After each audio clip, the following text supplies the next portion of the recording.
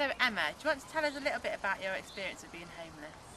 Yeah, I'm Emma and I'm 17. I was made homeless when I was 16 years old, and I used to move around with my dad quite a lot, and then it didn't work out because it's not quite close to my dad.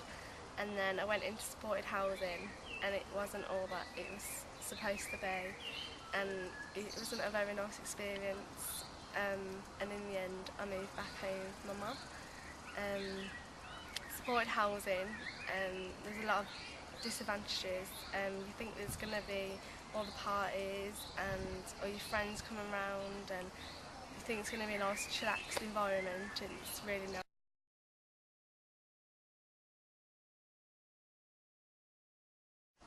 So how did you get to go back home? It was just before my 17th birthday, and me and my mum got on better when I wasn't living there. She used to go and see my mum and like my grandparents on the weekend and stuff. And I said to my mum as a joke, I said, "Oh, don't worry, Mum, I'll be home for my 17th birthday." And she laughed, and I wasn't actually home for my 17th birthday. I was home just after that, but she's seen the struggle I was coping, and she's seen that my fridge was always empty, and the people that you live with in that environment weren't that nice, and I tried to keep myself to myself, but people just invading your own personal space really. So my mum seen that I was struggling and getting really down about it, and then we had a talk and we come to some agreement, and then we got closer, and then she agreed to have me back at home, and I've been following the rules since, and it's the best thing to do, stay at home. My mum's seen how much I was struggling, and she said that as long as I abide by the rules, what my mum had actually done, she wrote a contract to say like so many things I'd have to do per week to make sure I could like live at home, which would be like walk my dog, clean my room, helping with the stuff that I wasn't helping with before. And I actually signed that contract before I went home, and then and everything else, it's been fine since.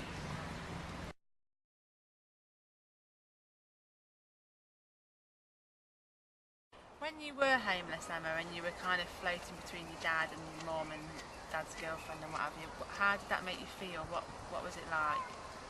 I was very unsettled, and there was no permanent home. There's nowhere I could call home, and my friends, it's called sofa surfing. It was kind of very much like sofa surfing on my dad's sofa. 1 minute I'd be on a flat with him, just me and him, but then he was never there, and then so that obviously made me feel really alone. And then obviously I was in my final year of college, so I was trying to get all my college work done as well, and you just can't concentrate. You just got everything going around in your head, and you got all my family was obviously asking if I was okay, but you're trying to tell them yes I am okay, but deep down inside no, I'm not okay and I'm really struggling. Obviously when I went back from my dad's flat into my dad's girlfriend's flat, and she had 4 boys. One was 15, one was 18, one was 20, and one was 22. So obviously that living in an environment with 5 boys, including my dad and his girlfriend, and myself, was very cramped. And the house was a 3-bedroom house as well, so there was no space. There was obviously struggling with money as well, having an extra body in the house. There was no food in the cupboards. Again, I was walking to college and stuff, having to learn a totally different route to go to college, and then after that I went into my grandparents' house because I was really struggling, so I went to move into my grandparents. My granddad's ill, so it was hard to stay there permanently, and then obviously my nan and granddad really care for me, but it's hard to put them in that situation of can I stay here full time. So I didn't want to give them that pressure, so that's when I come to council about supported housing, and they supported me all the way, my nan and granddad, so yeah.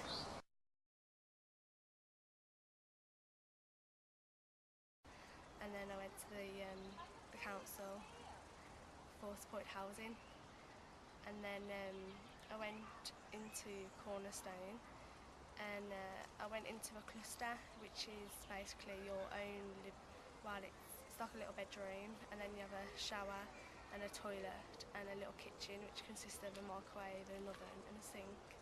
I was made to pay a service charge of £10.50 a week, which was when I was working my job, when I earned £80 a month, I was having to pay £42 out a month of service charge, and then I had £13 left a month to myself, which is nothing. And then you'd have to pay TV licensing, all your bills, your food, and you just have no money. You can't party, you can't have your friends round. If you have visiting times, those visiting times are set. So say your visiting time is 10:30, and I'm at college at 10:30, well I can't see anybody all week then. And then you have a curfew of 12 o'clock. So obviously you'd be in for 12 o'clock, and if you want to go out with your friends, you just simply can't do it. There's no exceptions, and you're allowed 2 or 3 nights a week out. So obviously if you wanted to go and see your friends or your family, if you'd already been out twice that night, that week, then you couldn't go out.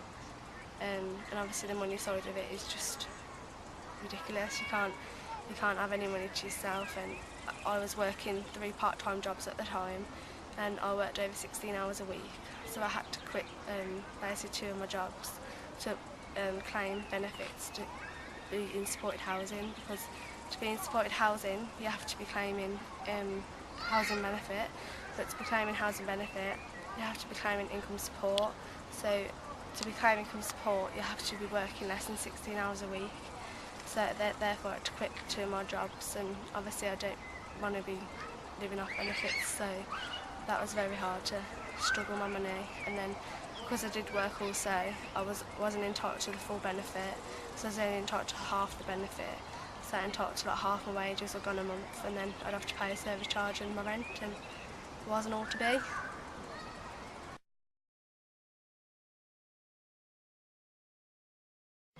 In the cluster there was, I think, 8 clusters altogether. I was in obviously one of them, but it's your own door. When you went in it, you locked yourself in, kind of thing, to make you feel secure. Obviously in that environment there's not a lot of girls in there, so it was kind of lock my door and keep myself to myself. It did make me feel quite scared at times, having to lock my own door.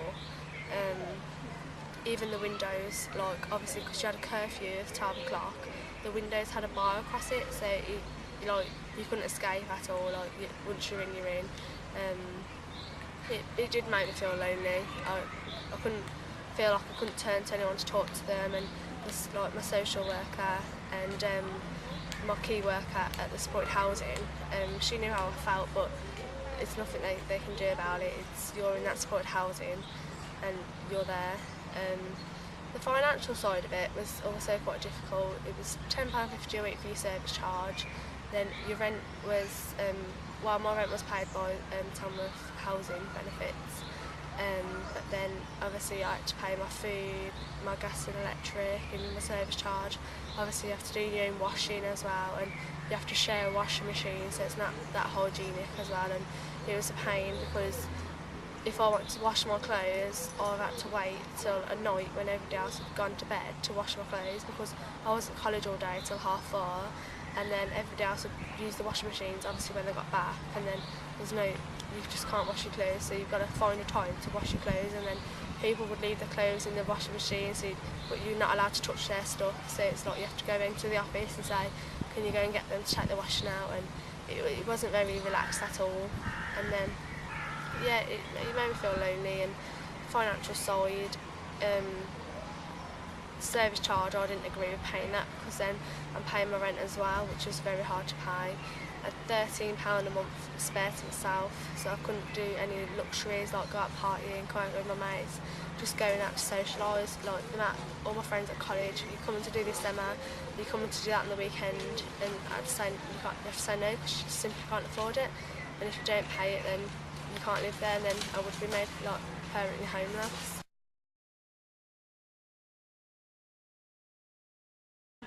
Do you think that supported housing is an easy option for young people? No. I think there's 2 recognised supported housing in Tamworth, and I was too young to be considered into the one. And the one that I went into, it was not I wouldn't recommend it, because it's the financial side and the curfews. I didn't feel I could live my life as a teenager. I had to grow up very quickly, and it wasn't very teenage feeling. It was very much do this, do this, do this, and even to get, like, I had to claim income support to get my housing benefit, but even to get my income support I had to go to the job centre every single week to get my benefits. So it's not like it's automatically paid into your bank and away you go shopping. It's, you know, you've got to go make that effort to get to that job centre every single week, and it's something that you can't just think, oh, I'm going to get my own house and that's it, I'm going to get loads of money and party all day, because you're not.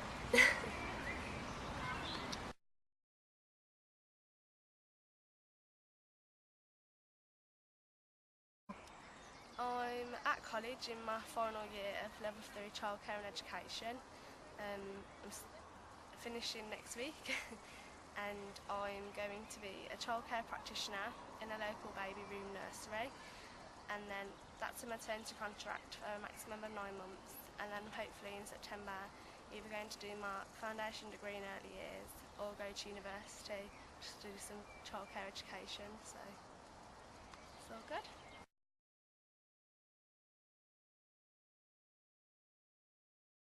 And do you think you'd be able to still do all those things if you hadn't moved back home?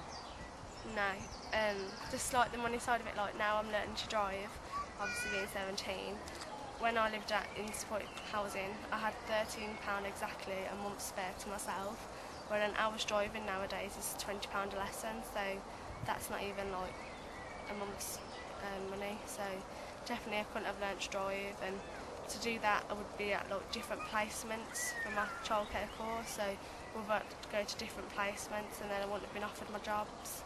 And just the support I've got from my family now, I respect them a lot more than they respect me a lot more for what we do. So I definitely wouldn't have been able to do what I'm doing without being back home.